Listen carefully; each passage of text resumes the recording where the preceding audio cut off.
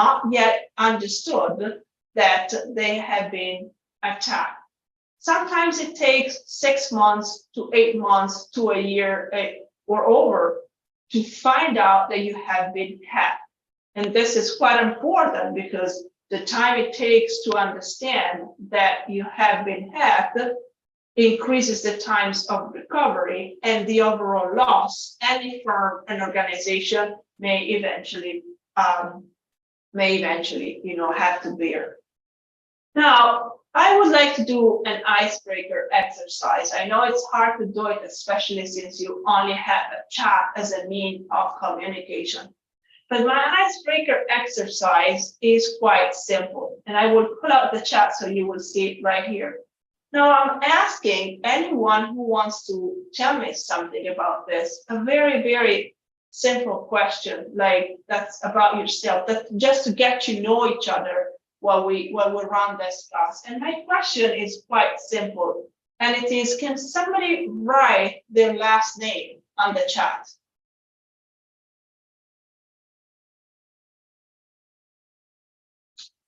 Thank you, Raina, Arsh, Jobin, Fahad. Now I'm asking you, very nice. Thank you, guys. Don't all write this question. I have several to ask you. So we'll move forward. So thank you for sharing that information. So my question to you is the following. Does your mother have your same last name? And if not, what's her last name?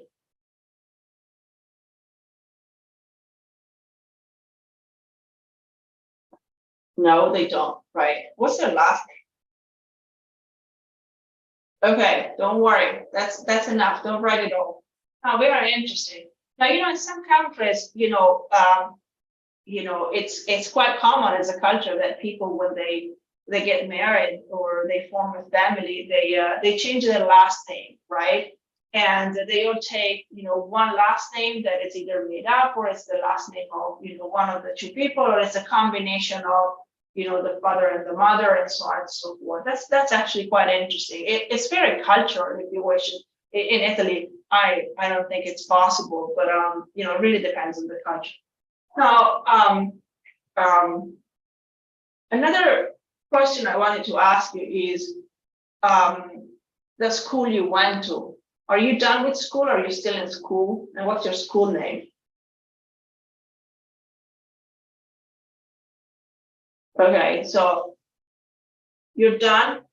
Prema, what school did you go to?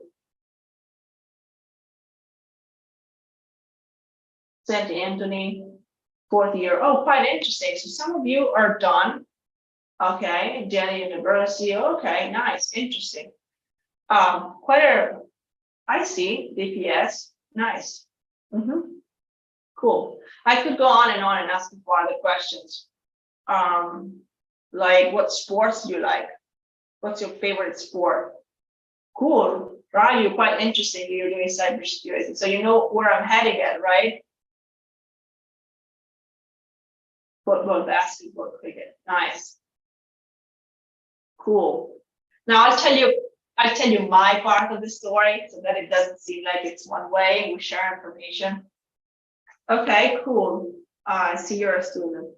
Now let me close this. Now let me share some information about myself. So my last name is Nazi, and my mom's name is not Nazi. She has a different one. Her name's Zavadi. And yeah, I'm done with school, but I work at California University. And that's basically it. So I'm sharing with you the same piece of information. And what we just did was with a friendly conversation, which is a little bit fake because we're online and we're doing this. What I did, I asked you basically this type of question. I ask you the questions that you use to update your password when you don't remember your password. And that's basically one way in which, hackers with more sophisticated tools than what I did, pull out information that you're not necessarily willing to share with them. And it may seem weird, but it is actually much easier than what it seems to be. And this is, in a class it will be titled social engineering. That's the psychology of hacking. The psychology of hacking is understanding what people, need, and getting information from them that they're not necessarily willing to share it, but asking them in a way in which it seems obvious to do it. Like, for example, asking them questions like, "Oh, so you are Greta Bianchi?" "No, I'm not Bianchi, I'm Nazi." They're not asking for my last name, but they figure it out anyhow because they know that's not my last name. So they fake it, and by faking it and saying, "Oh, is that your name?" "No, it's not," and you immediately reply, "That's my name," right? So this is, like, again, very silly questions, but that's the way in which hacking also occur, and that's why I titled this session the human factor, and that's why I said let's get to know each other, which is true. But I wanted to prove you that it's actually quite easy to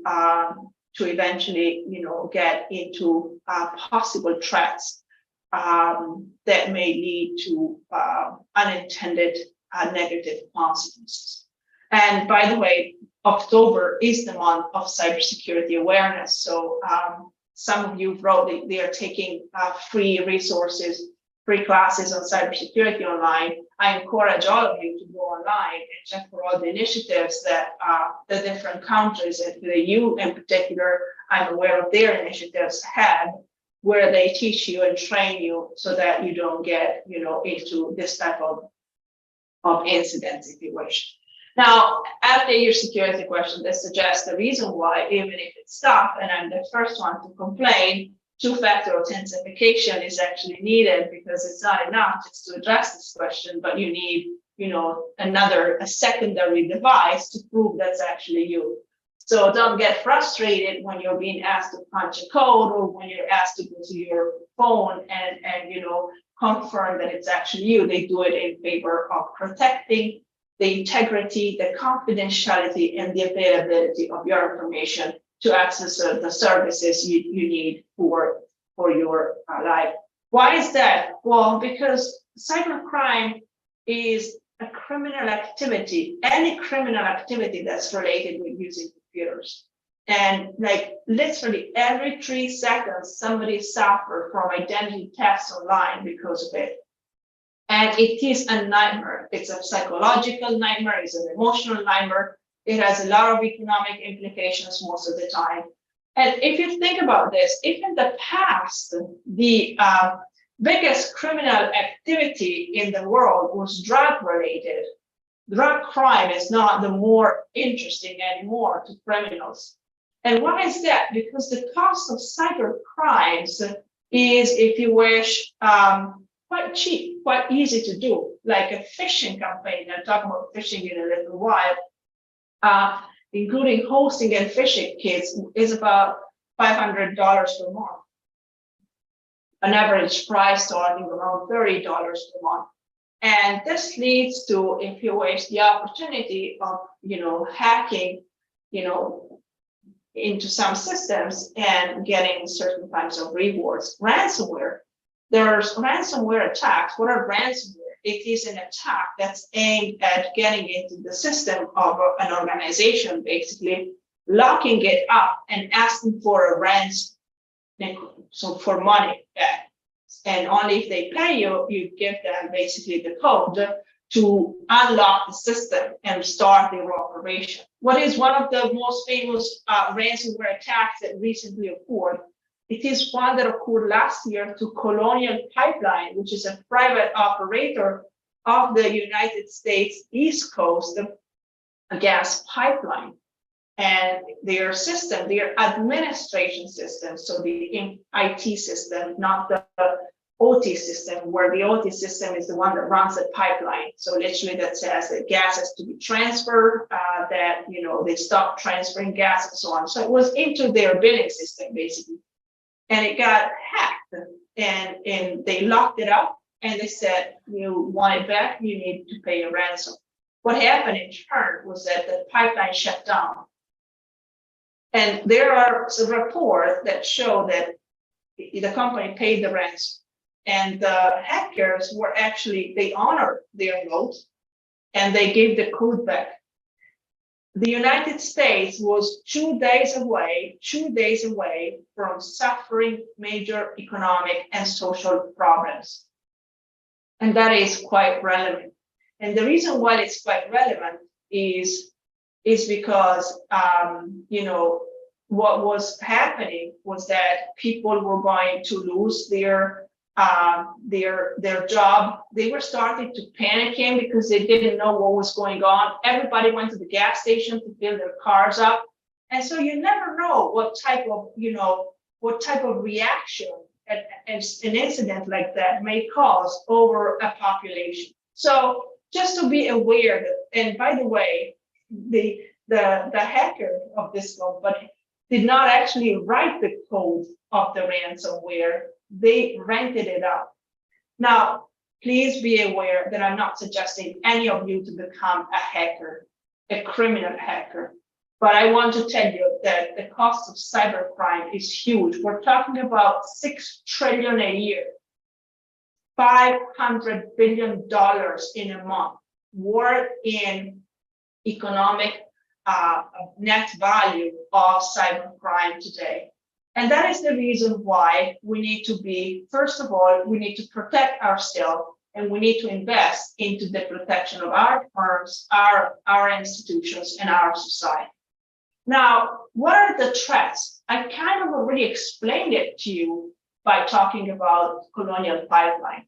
From an organizational perspective, the threat is continuity of operations. The threat is economic losses. Well, how much does it cost to recover and restart our operations? It's reputational. You got hacked. Why don't you do your work? Don't you do your homework? But it's much more than that. It's economical. Well, if we have a power outage in India for 24 hours, hospitals cannot operate, firms cannot work, any factory has to stop working, right? Traffic lights don't work. As an indirect consequence, what do we get? An Armageddon, accident at a traffic light not working, people going crazy, people not getting paid, unemployment, and so on and so forth. So as you understand, cybersecurity is not just a threat for the organization or the individual suffering it, but it's also a matter of national security. And this is quite relevant, and we're experiencing this quite a lot in the current geopolitical global situation that we see. And as you know, cyber tools, I would call them, have been used also in the current Ukrainian-Russian conflict, and they are being used for different reasons, for espionage purposes, for preventing operations from occurring, for preventing communication from occurring, and so on and so forth. So there are several threats that we need to take into account and that we need to govern. And it is something that, as I said, it's not just technology related. Now, the reason why I have this picture is because the primary concern about a cyber attack is basically related with technology. But it's not just that. It is not just a technological issue. Of course, you can unplug the system. And guess what? It is what they did at Colonial Pipeline. Now, the attack they suffered did not necessarily require the pipeline to shut off. So gas could have been still distributed and delivered across the east coast of the United States. But the company decided to shut it off because they didn't know how bad the damage that the ransomware had created on their system was. And they weren't sure that it didn't also reach the software codes that would control operations within the pipeline. So for that reason, it was a company decision to shut off the entire pipeline. It was not a direct effect of the cyber attack. But in turn, as I mentioned to you, the human factor played a huge role. People learning from media that there was not going to be any gas anymore, planes being basically